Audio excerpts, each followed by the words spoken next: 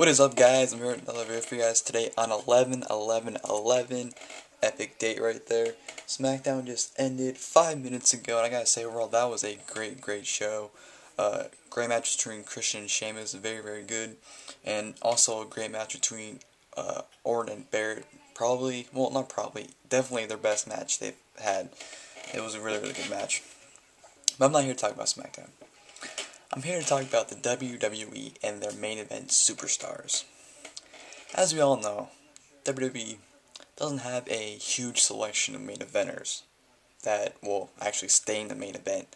Like, I'm talking about the guys like John Cena, Randy Orton, Undertaker, even though he only appears at WrestleMania now, Triple H whenever he's in the ring, all the guys that, for a fact, can main event any show.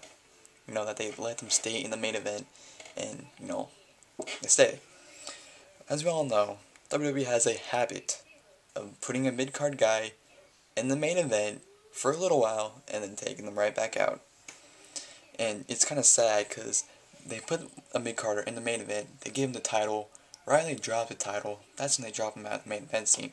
It's stupid, they did that with Sheamus, did that with Christian, they did that with The Miz, they did that with, who else? Wade Barrett, he didn't win the title, but he was in the main event scene for a little bit last year. Who else? Ziggler, he didn't win the world title, but he was in the main event for a little bit on SmackDown, then he got thrown back in the mid-card. Swagger, just, they have a habit of just throwing guys in the main event and then throwing them back down. And the thing is, how is WWE supposed to have a future with main event stars when they don't build guys up to be main event stars and leave them there? I mean, WWE doesn't have a future with these guys because all these guys, all these, talent, the mid-card guys, they're all around the same age of Orton and Cena. I mean, some of these guys are even older than Randy Orton. Sheamus and Del Rio, they're both older than Orton. And how are they supposed to be the future when they're older than Orton? Probably, well, maybe might retire before Orton. Cena, he's like, what is he, like 34, 33-ish? I don't know. And all these mid-card guys like Wade Barrett, Daniel Bryan, Justin Gabriel, Miz, R-Truth, even though I don't like R-Truth, John Morrison, Jack Swagger, those guys are like 30, 31 too. I mean, maybe younger. I think Swagger's like 29, most of the mid-card guys are late 20s, early 30s, which is not good because by the time when Orton and Cena leave, they're on the verge of retiring as well. So WWE just need to start building these guys up to the main event. So they can make more room for the mid card division for the other guys like Trent Beretta. He's always jobbing out every freaking week whenever he's on TV, or if he's on TV, or he's on Superstars, or whatever. He always jobs. SCW, Antonio Cesaro got signed a few weeks ago, or not a few weeks ago, a few months ago. I think he's like 30 or 31-ish. They got to throw his ass on the roster immediately because by the time he gets pulled up, he's going to be pretty, he's going to be like, I don't know. It depends on when they pull him up. They better pull him up soon. But they're probably going to pull him up early next year, I'm saying. WWE, they're signing guys that are on the same age as Orton and Cena, which is not good. Because like I said, when they leave, the guys so-called the future are going to leave as well.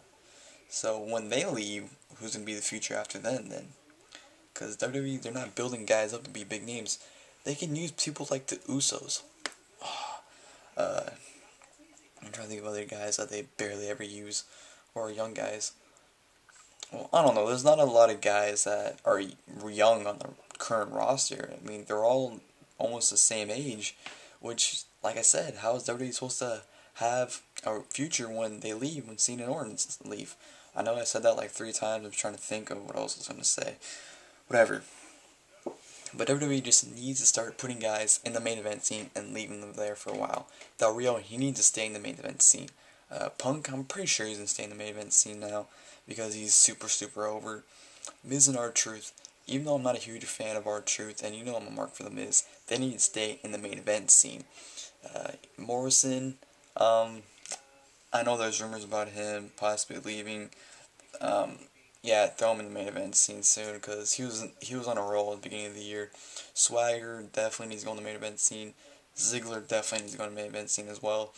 And you know when guys like Ziggler, Swagger, Morrison all go to the main event, that leaves the mid card division open for guys like Zack Ryder, um, Mason Ryan.